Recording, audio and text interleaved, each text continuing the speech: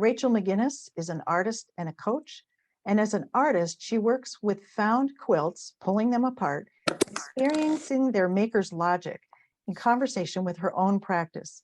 Rachel received her undergraduate degree in art from Earlham College and her Master's of Fine Arts degree from the University of Washington. Her work can be found in the collections of the United States Art in Embassies program in Amman, Jordan, the University of Arkansas, and the Cameron Art Museum, among others.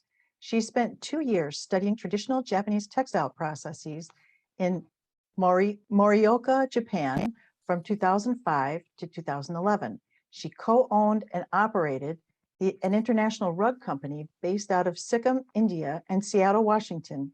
In 2012, Meginnes was offered an award of 3-year residency at the Penland School of Craft. Rachel is taught in formal academic settings, craft contexts, most unusually prison workshops, and after-school programs. Just one moment, please. She works with students who have a wide range of backgrounds and ages. As a trusted mentor, attuned to the difficulties of being an artist and feeling that call, she has guided artists through growth and challenge. She is dedicated to coaching other artists and is a member of the International Coaching Federation. Rachel lives and works from her home in Bakersfield, North Carolina, where she first arrived for that 3-year residency at Penland School of Craft in 2012. She's part of an interdependent community of artists connected by craft and the natural surroundings of the Blue Ridge Mountains. Please give a warm welcome to Rachel Meginnes. All right, so hopefully my screen is up. Let me know if it's not. I really want to thank Kat and Lindsay for this invitation. It's wonderful to know you're all here from all over the country and potentially the world. I just wish I could see your faces. So tonight, I really wanted to focus on kind of the act of deconstruction in my work and the art of remaking. So I'm kind of jumping over the earlier history of my work and starting with kind of the fact that in high school, I learned how to weave. So at a pretty early age, was very taken to the logic and the structure of weaving. So I learned very traditional weaving techniques in high school and in undergrad at Earlham College. And then I went to the University of Washington in Seattle and kind of took the opposite approach. So you're staring at a mess of a studio with my warp threads hanging from the ceiling with little funnels at the top. And I've made this mixture of ink that I'm pouring onto the warp threads. So really working with non-traditional materials and non-traditional approaches to weaving. So my thesis work at during that program was really, it worked a lot with statistics. So in this case, you're looking at an image of a big piece I did around the Iraq War. So it was 2000. I started in 2003, graduated in 2005. So the Iraq War had been going on for a long time at that point. And I was, every day listening to the statistics of the wounded soldiers and the soldiers that had died. And I started documenting those numbers by pulling threads out of canvas.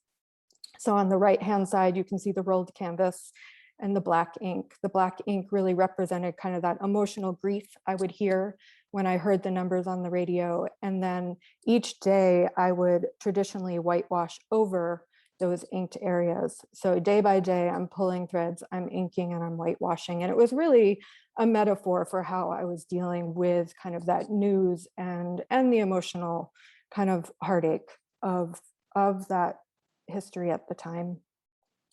So I graduated from grad school in 2005, and I really didn't make my own work for almost 5 years. I had gone into business, running that rug business that Lindsay mentioned in the bio, and that really took over my life. And grad school had also been kind of this really topsy-turvy upset in kind of understanding who I was and who I wanted to be as an artist. So when I came back to my work, I kind of let go of all of that the conceptual end of it. It just felt too weighty.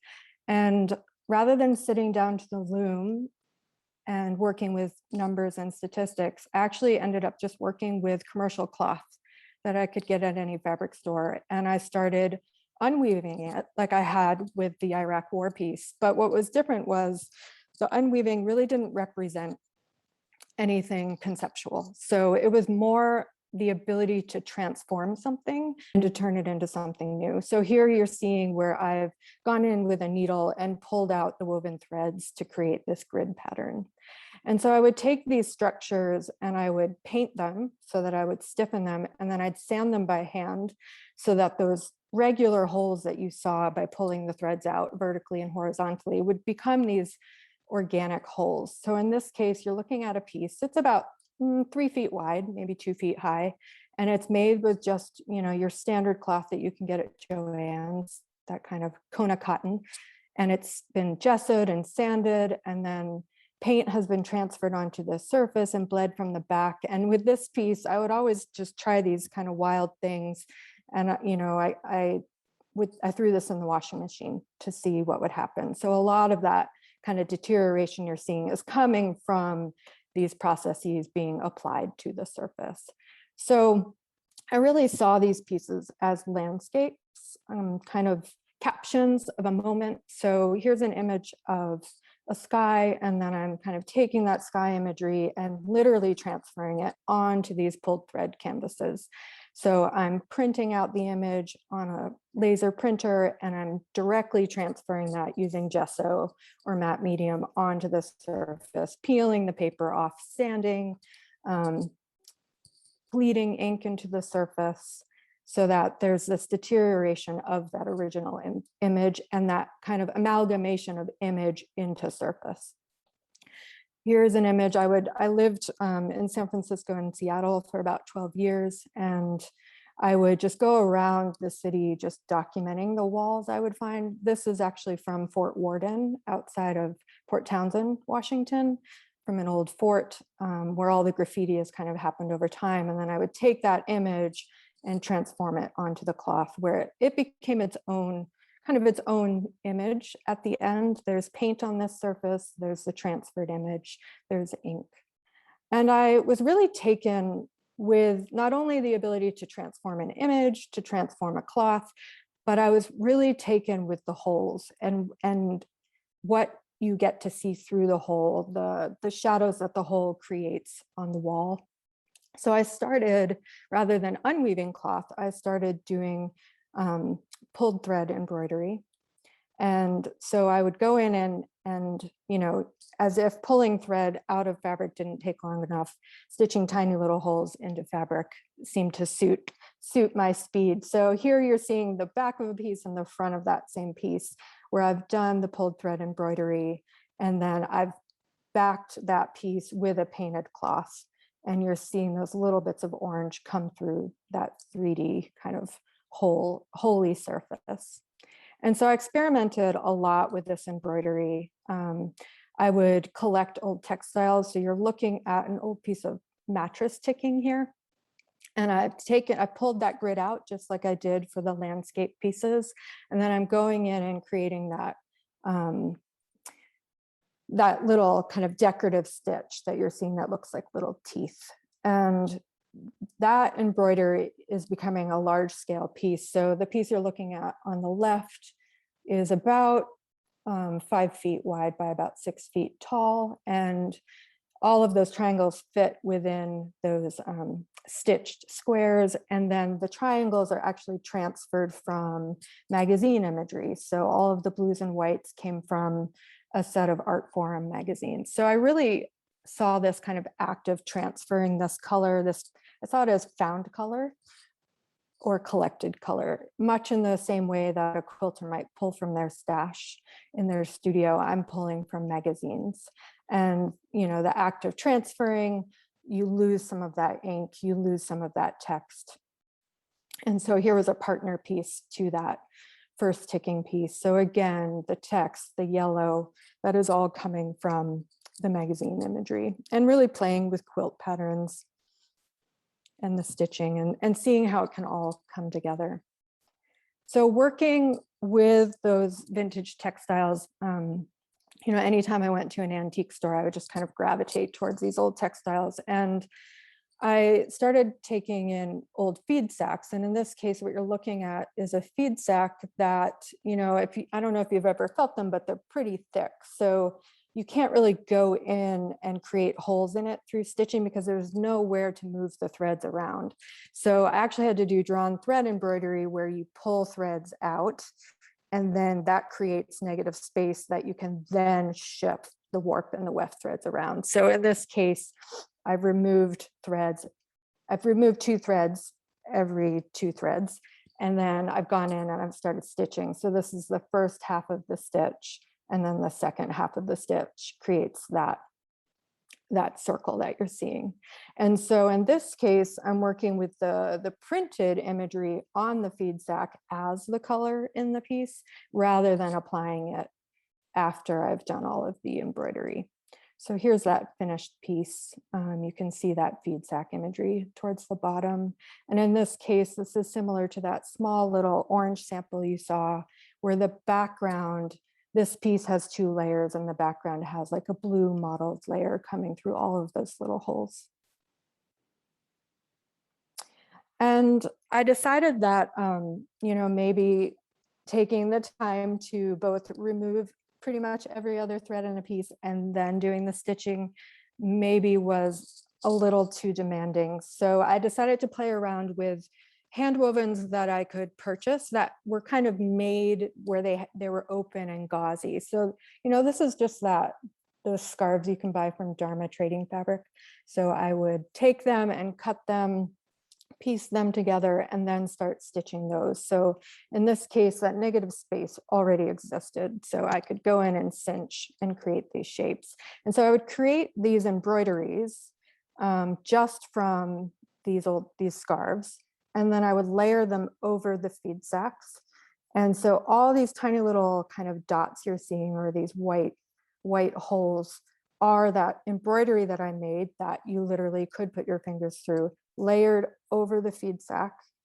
And then white paint is applied to the surface and everything is sanded through. So essentially that embroidery I made becomes a tactile surface that this orbital sander picks up, and it becomes almost like an imprint or a memory. And any color you're seeing is coming from that original feed sack. And what I really loved about this process is that the white paint, the way it was applied, really captured kind of the nuance of the fabric, or the top kind of almost top third of this piece, top quarter of this piece. You can get a sense that that embroidery kind of pulled in on itself. And I really liked that artifact of the textile, almost frozen in time, and the way that, again, a very kind of regular motion of doing these same stitches over and over and over ended up creating kind of these more organic, trying to think of the right word for it, just a lot of character. It's, being stretched over the stretcher bars, it forces it to change. They become kind of their own being. So I decided that I wanted to try to go really big. So this is at my studio and when I was a Penland resident, and I'd never had this much space. So I decided, if you can embroider on a hoop, why can't you embroider off of a wall? So I took those Dharma scarves and pieced them and stretched them. And so what you're seeing here is everything has been stitched and the back side of this piece has been gessoed so that it's stiffened. And then I've taken old ticking and I'm layering it on top of that embroidery. And where it looks wet is where matte medium is being applied.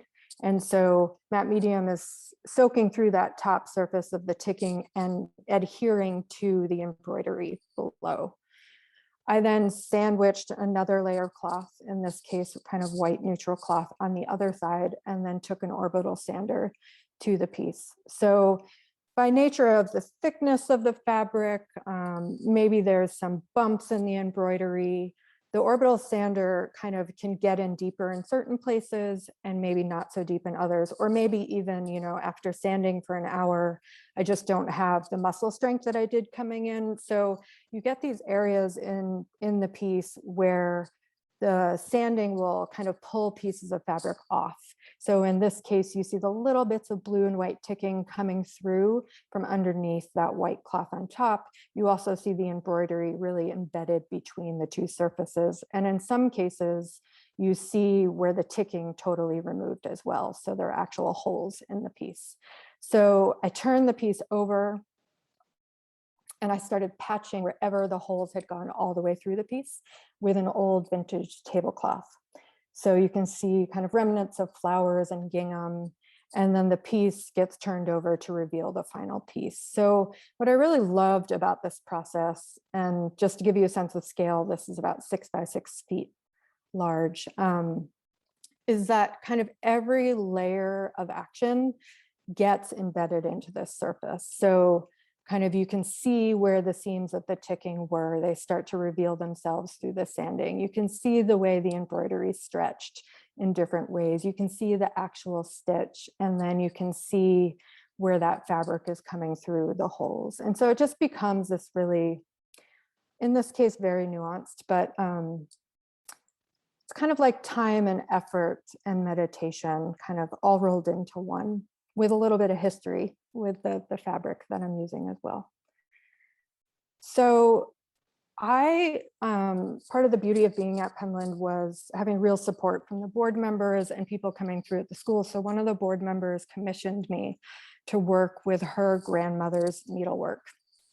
And I was a little intimidated. I had to remind her that I take orbital sanders to things. I put black ink on things,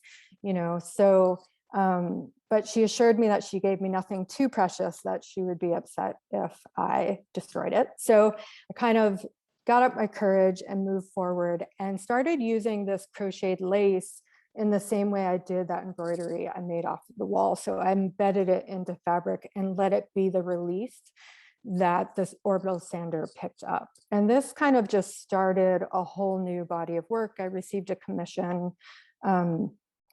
Another member of kind of Penland's support club came to me with this really large crocheted tablecloth that his great grandmother had made. And, it had been sitting in a drawer for years, and he really wanted it to kind of take on a new life.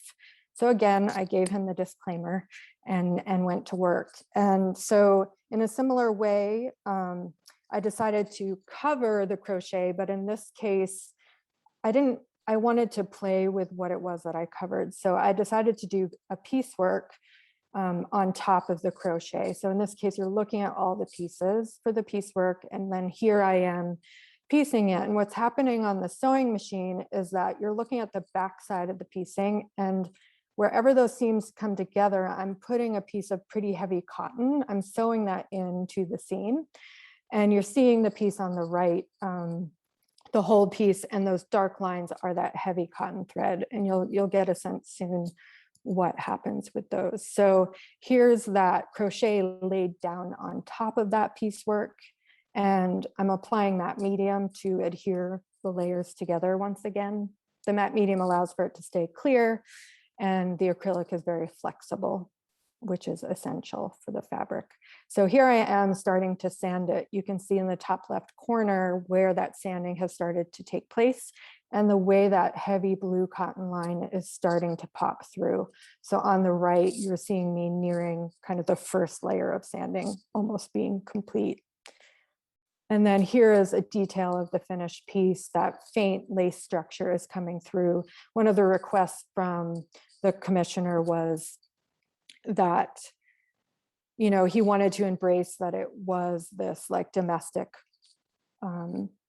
textile, and that his great grandmother had made it, but he also wanted it to, I think, balance out as far as like male, female. So that was part of my approach with the piecing.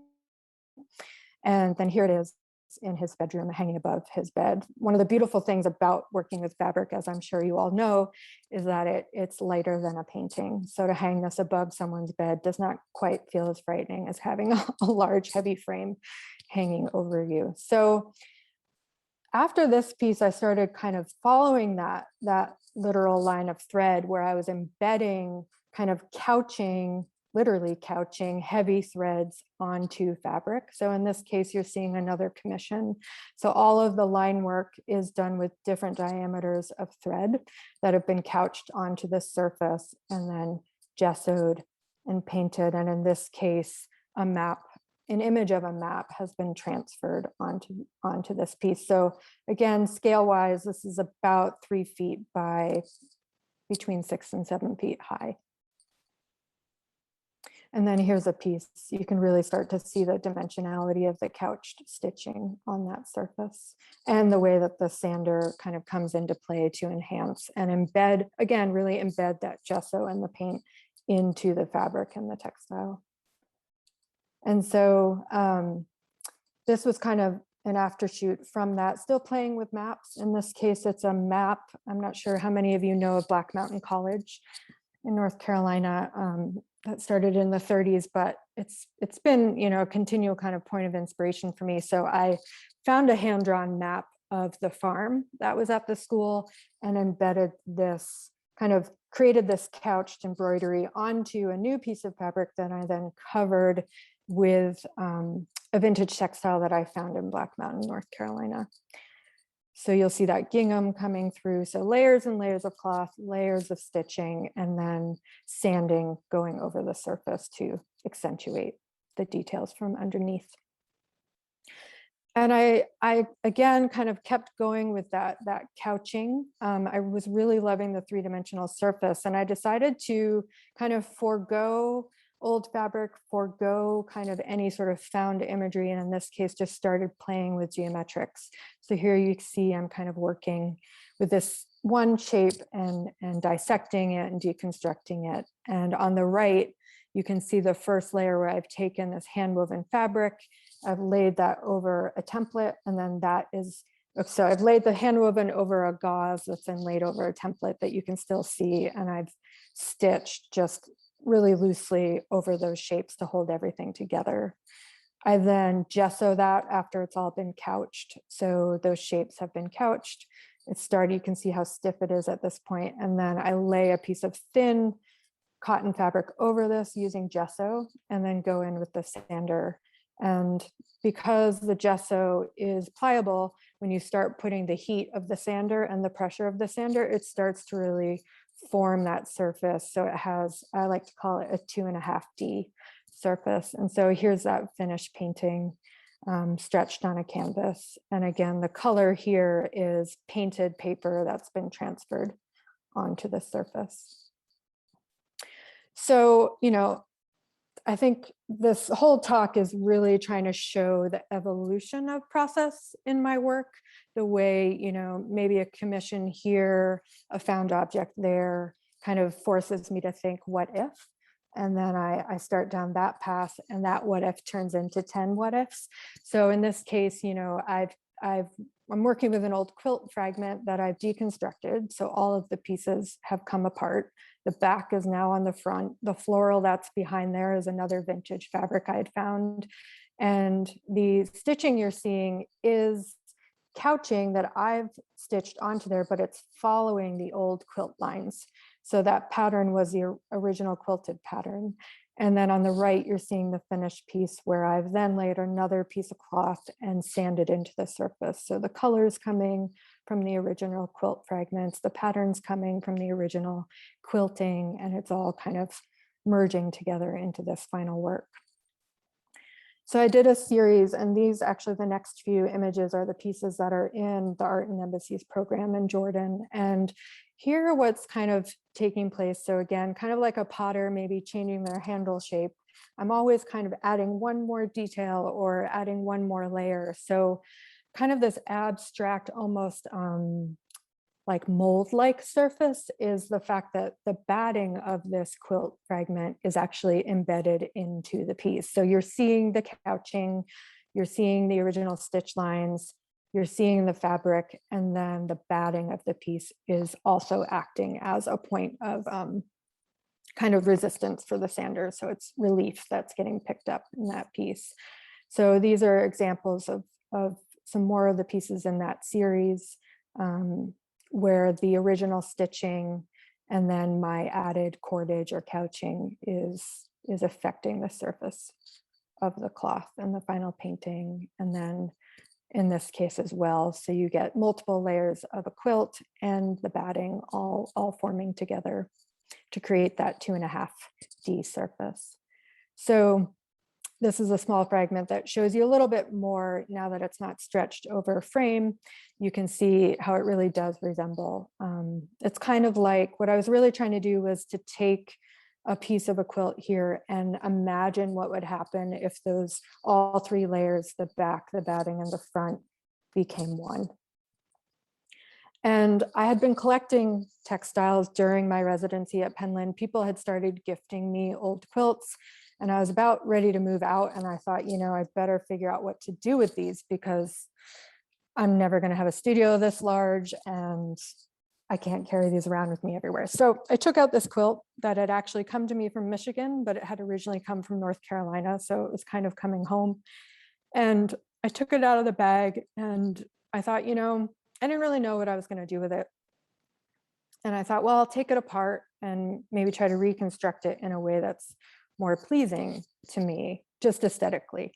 And so I took it out and I started to take apart, and I instantly realized that there was an entire quilt inside of the quilt. And it just became this act of exploration and discovery and awe.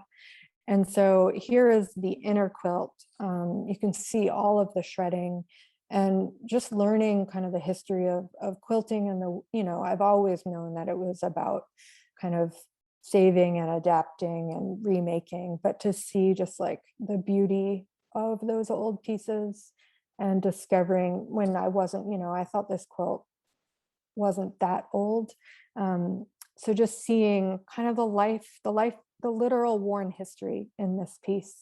And so I just kept going. I kept unstitching, deconstructing that facade and flipping it over to see the way the original quilt had been patched before it had turned into a second quilt. And then I decided to take the outermost layer of the new part of the quilt and to patch the back, similar to that large scale embroidery piece you saw a while back, and then flipped it around. So that exposed batting paired with those bright colors and the evidence of those old stitch lines kind of channeled into that 3-dimensional batting surface. And I decided this piece was complete. So I've spent many years working with quilts. I began in 2015. And so here I am kind of taking those layers apart. And each time I would take a quilt apart, I'd be taken with a different aspect of the quilt. So maybe it was the inside of a quilt. Maybe it was the particular type of batting that was used or the patching that had been used, the colors. Each quilt kind of took me in a different direction. So there was no kind of deciding what I was going to make ahead of time. I would essentially take out a quilt and spend many, many hours with it, unstitching it, and then kind of decide how to move forward with it. So in this case, you're looking at the batting of a quilt. And when you can see the whole piece, you can kind of stand back and see the stitch lines and also the fold lines of the quilt. So where the quilt had been folded over the years. And so this piece was painted with multiple layers of white to stiffen the surface and then black on top. And then I took an orbital sander to the surface to expose, kind of highlight those stitch lines and fold lines. And you can see a detail on the right. And in this piece, you're seeing a transfer of fabric. So the patterning you're seeing is transferred as a print back onto the batting. So the batting has been stiffened and kind of the irregular edge you're seeing. So something to make note of is as I deconstruct the quilts and pull the layers apart, the batting is actually quite delicate. So before I can work with them and put them back on the wall to work with, I actually have to go in and stitch through the piece. So in this piece, I probably have stitching vertically in parallel lines every 3 inches or so.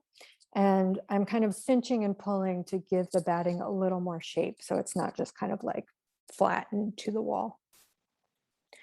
This is a piece called Mother's Keeper. And it was my mother's quilt that she had saved over the years. And, you know, I think this is a great place to explain this edge that's at the top. This piece almost looks a little kimono-like, but it looks like that because before my mom sent it to me, she said, you know, can I cut out the good parts? And I said, sure. She's like, I want to make some pillows. And so a lot of the quilts I'm using are what are called cutter quilts, which I'm sure many of you know what those are. So, you know, you can get them on eBay, you can get them at auctions. Maybe they're quilts that have sat in a barn for years. Mice have eaten through them, things have stained them. And so people will cut out the good parts to make stockings or teddy bears or pillows.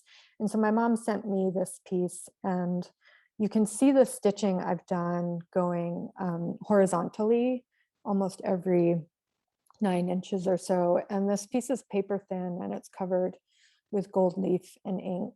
And, you know, there's real nuanced story in that title, but each piece I'm really connecting with deep honor and respect for the work that went into these pieces, the fact that they sustained people through warmth, through keeping them warm, and just as these, you know, heirlooms in families that maybe no longer really served a purpose. So I was not taking it lightly when I would receive one of these objects. Each piece was really a deep dive into connecting with the objects and the makers that I could imagine. So here's a small piece that is a piece of batting. I think you can start to see the stitching in this a little more obviously. It's going vertically. And then the way the batting has been cinched to create almost that animal pattern, kind of like a zebra-esque patterning, and the holes that you're seeing in the batting. And so in this case, I'm still using the sander. I've applied the paint again using the transfer surface. So I'm just painting a piece of paper, painting it down onto the surface of the gessoed quilt. And then after it dries, peeling the paper off. So that peeling process means you lose some of the pigment, and then sanding so that you can start to see through the layers. And I was playing a lot with kind of transforming our notion of a quilt. So in the regards of, I suppose, a formal transformation. So you're looking at a quilt here, but what's happened is I've split it down the middle lengthwise and then pieced it end to end. And you're seeing the batting and kind of the staining of the blue from the fabric that was originally on it. This piece is about 16 feet wide and is called Can't We Build a Bridge? And it's actually up at the North Carolina Museum of Art right now. So if you're in Raleigh, North Carolina, you should check it out. I started moving, I was starting to feel like the acrylic paint was covering up the batting more than I wanted it to. So I took a class in Japanese pigments and started working with different ways to apply natural materials. So in this case, it's graphite on the surface of a batting. So the stitching, I've deconstructed this quilt. I've gone in, I've stitched back into the quilt channels, and then I'm coating this with thin layers of hide glue and graphite. And here's a version of that using indigo pigment. So indigo as a paint instead of a dye. And the surface is very stone-like, particularly in this one, because the white you're seeing is an oyster shell pigment, and indigo is on top, and down below that little shiny area is silver leaf that's been transferred onto the surface.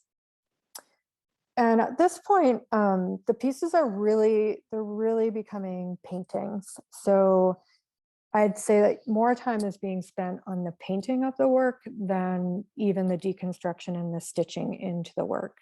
And so I'm kind of moving into this zone. You know, I trained as a weaver, I got 2 degrees in textiles, you know, painting, clearly this painted surface is very important to me, but my language is weaving and embroidery and textiles. So kind of moving into a zone that feels uncomfortable, but in some ways, not necessarily a bad thing. I'm someone who likes to challenge myself and try new things.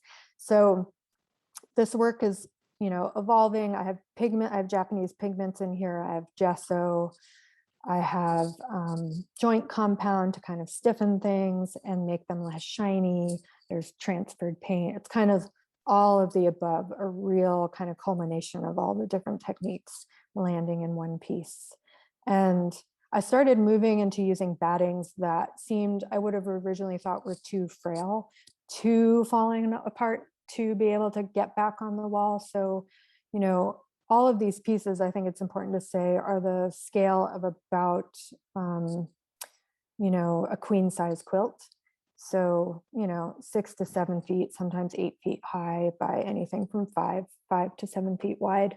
So in this case, I think you can see the stitching I'm doing that's holding, it's going through those negative spaces and holding the piece together. This piece is coated again in Japanese pigments and gesso and joint compound and graphite. And definitely this is the quilt that was barely there, the batting that barely survived. So again, the challenge became, you know, what can I do to hold this together that is just holding it together so that I'm not adding too much to the piece. The piece is painted pink on the back, so when it hangs off the wall, it reflects a shadow in hot pink. Again, kind of this real painterly approach to the quilts. Ink and paint and transferred imagery, transferred textile patterns, real kind of 2.5D surface. And here I think what is really obvious is the way the stitching I've run through the quilt lengthwise. I'm cinching the batting, and then by the way it's painted, you're really starting to see that relief, kind of in the way shibori can be done, but in this case, it's three-dimensionally kind of locked into place.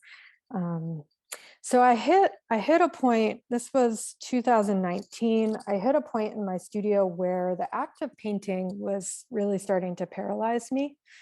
And every time I took apart a quilt, it was this heart-wrenching experience. I was kind of inspired by everything I saw. I wanted to honor who had made it.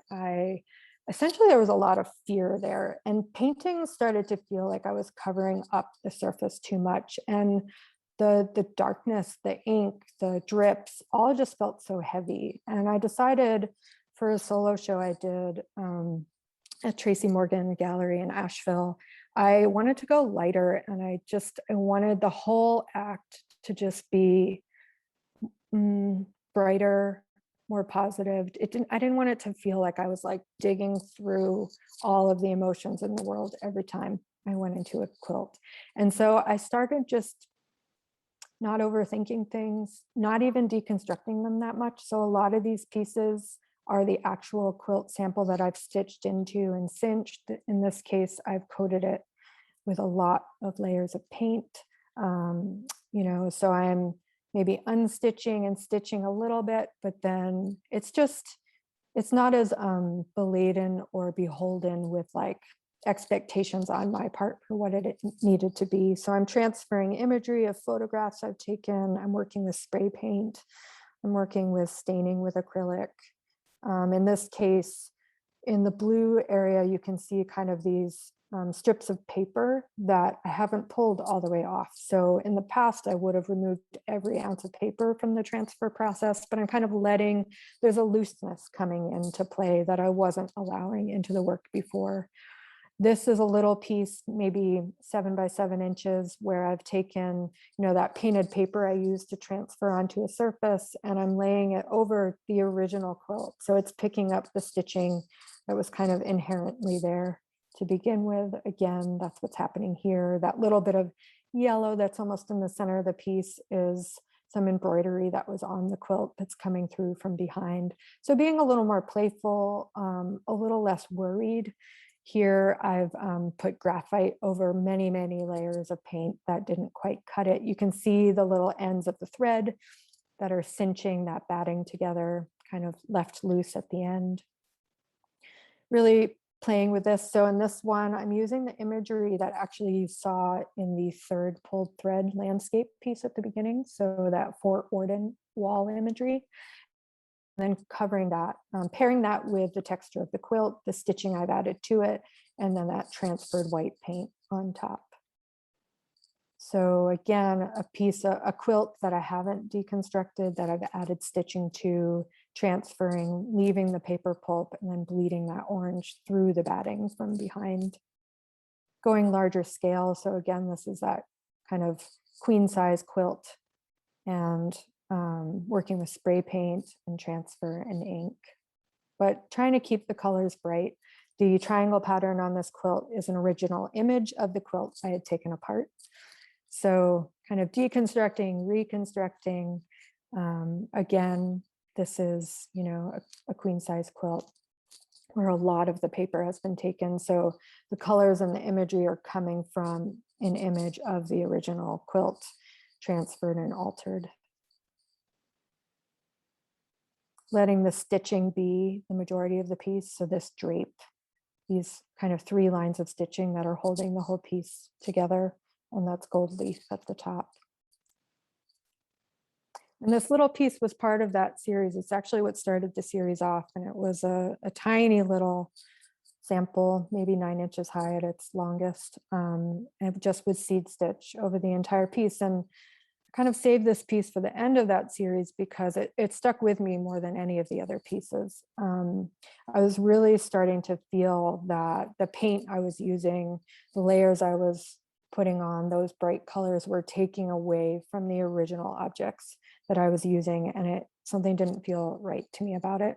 Not right in like ethically it was wrong, but right in that what drew me to the quilt in the first place, I was totally obliterating and covering up. So I got back to the loom for the first time in I think 15 years.